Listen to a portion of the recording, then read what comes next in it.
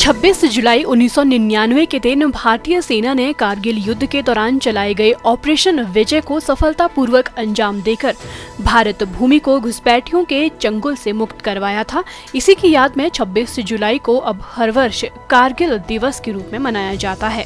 ये दिन उन शहीदों को याद कर अपने श्रद्धा सुमन अर्पण करने का है जो हंसते हंसते मातृभूमि की रक्षा करते हुए वीर गति को प्राप्त हुए। 2 महीने से ज्यादा चले कारगिल युद्ध में भारतीय थल सेना, वायुसेना ने लाइन ऑफ कंट्रोल पार न करने के आदेश के बावजूद अपनी मातृभूमि में घुसे अतिक्रमणकारियों को मार भगाया था। स्वतंत्रता का अपना ही मूल्य होता है जो वीरों के रक्त से चुकाया जाता है। इस युद्ध में हमारे लगभग 527 से अधिक वीर योद्धा शहीद हो गए थे और 1300 से ज्यादा घायल हो गए थे, जिनमें से अधिकांश अपने जीवन के 30 बसंत भी नहीं देख पाए थे। इन शहीदों ने भारतीय सेना की शौर्य व बलिदान की उस सर्वोच्च परंपरा का निर्वाह किया जिसकी सौगंध हर सिपाही तिरंगे के समक्ष लेता है।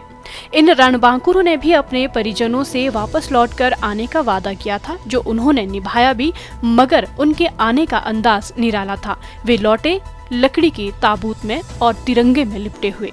भारतीय वायुसेना भी इस युद्ध में जौहर दिखाने में पीछे नहीं रही। टोलोलिंग की दुर्गम पहाड़ियों में छिपे घुसपैठियों पर हमला करते हुए वायुसेना के कई बहादुर अधिकारी व अन्य रैंक भी उस लड़ाई में दुश्मन से लोहा लेते हुए शहीद हुए।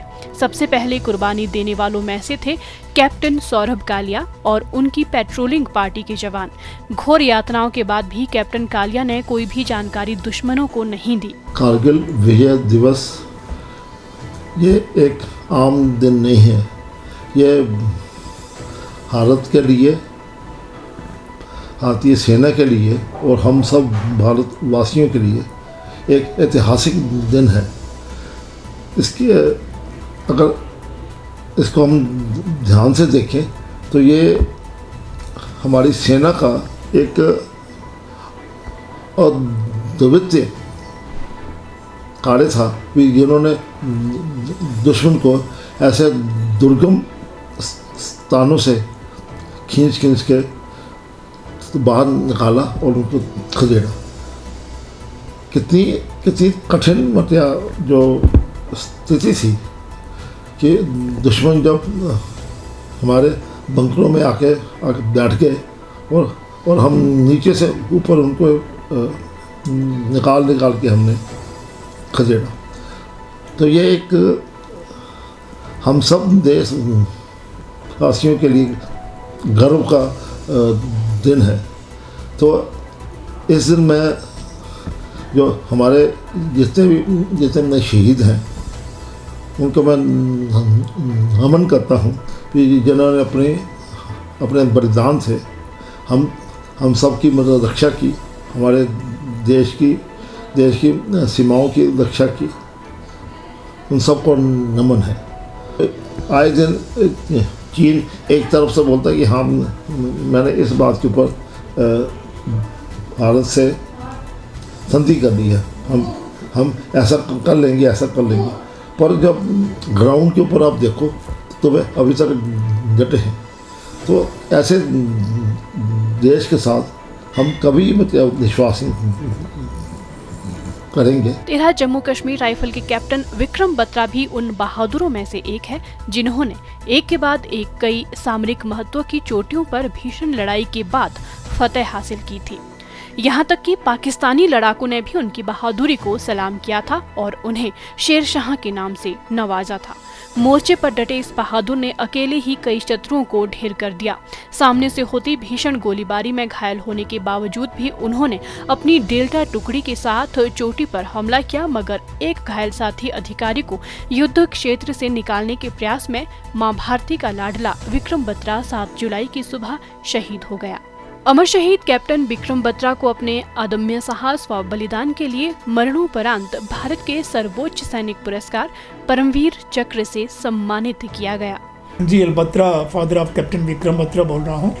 और हमें इस बात का गौरव भी है कि विक्रम बत्रा जी को भी सारा देश आज के दिन याद करता है और भी जितने शहीद हुए हैं सबका स्मरण हम करते हैं। और ये एक हमारी जो युवा पीढ़ी है उसमें इसका एक बहुत अच्छा संदेश जाता है और ये करना भी चाहिए। क्योंकि जो देश अपने वीरों को, अपने शहीदों को स्मरण नहीं करता है वो इतिहास में अधिक समय तक टिक नहीं सकता है। अब बात आती है कि जो आज की जो प्रेजेंट सिचुएशन बनी हुई है, हमारे जो नेबरर्स हैं, हमारी जो पड़ोसी देश हैं, वो जिस प्रकार से हमारे लिए सिरदर्द बने हुए हैं, तो ये हमने देखा है कि प्रारंभ से ही, चाहे वो आज़ादी पूर्व 1947 पहले की बात है, तो भी जो हैं वो विदेशी यहाँ पर आक्रमण करते रहे, आते रहे। उसमें मुग़ल हैं और तुर्क हैं और अफ़गान हैं, और ये सभी किस्म के जो है लोग यहाँ पर आए, उन्होंने आकर के हम लोगों पर अत्याचार भी किए। और वो 1947 के बाद अगेन द सेम थिंग कि वो जो है हमारे लिए सिरदर्द, हमारे जो पड़ोसी देश हैं वो बने हुए हैं, पाकिस्तान, चाइना, ये दोनों ही।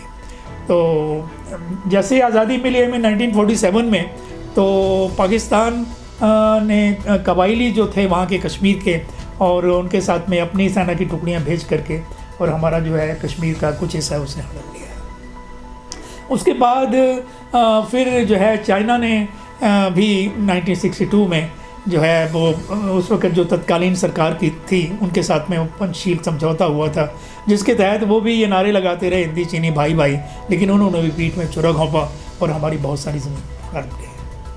उसके बाद फिर पाकिस्तान ने भी 72 में जो है अटैक करके और हमारा कुछ पोर्शन खाने की चेष्टा की, लेकिन उसको मुँह की खाने की। तो हम देखते हैं अब इस समय वर्तमान में भी यही पोजीशन चल रही है कि चाइना जो है वो गलवान वैली में उसने हमारा पोर्शन, हमारी ज़मीन को हड़पने की चेष्टा की, तो उसको पीछे धकेला गया।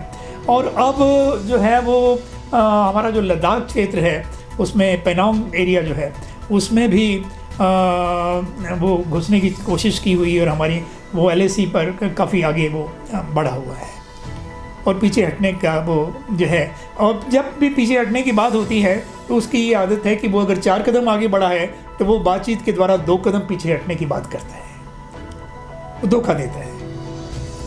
तो इस चीज़ को, और जहाँ तक पाकिस्तान की बात करें तो वो अब भी हमारे कश्मीर को उसकी चेष्टा है कि किसी तरीके से अलग करने की कोशिश करता है और अपने मिलिटेंट्स वहाँ भेजता रहता है। तो अब हम इस चीज़ को अब कतई बर्दाश्त नहीं कर सकते और ना हमें करना चाहिए। तो इसका हल फ़िलहाल तो यही नज़र आता है कि सरकार जो है हमारी वो डिप्लोमेटिक स्तर पर और मिलिट्री वार्ता के स्तर पर, कोर कमांडर्स के स्तर पर उनसे बात करे और उनसे 2 टूक बात करे, और वो यदि नहीं मानता है तो उसका तो जो है उसको मुंह तोड़ जवाब देना चाहिए।